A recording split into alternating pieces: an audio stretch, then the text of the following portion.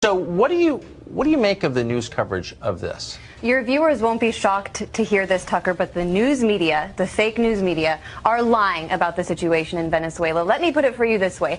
Imagine if Hillary Clinton had refused to admit defeat after losing to President Trump in 2016 and banded together a group of 24 U.S. soldiers and attempted to take the White House by force. I don't think she'd be walking freely on the streets the way Juan Guaidó is walking right now in Caracas, and I certainly think the news media would be calling it rightfully a coup.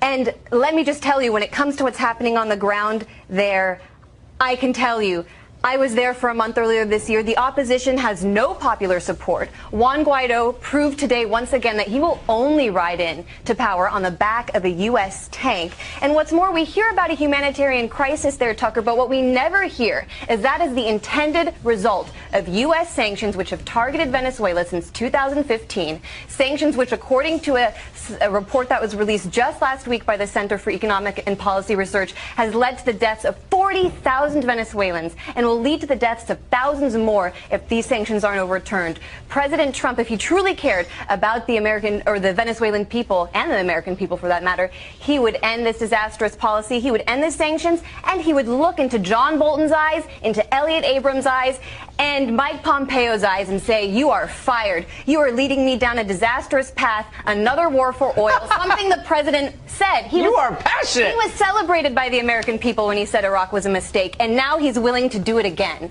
But it is a bipartisan thing. I mean, Biden came out today and said he agrees. Absolutely, it is a bipartisan issue. So, it's interesting. It would be interesting to know why that is. I believe in an open debate, and I'm not sure I agree with everything you said, but I'm glad that you could say it here.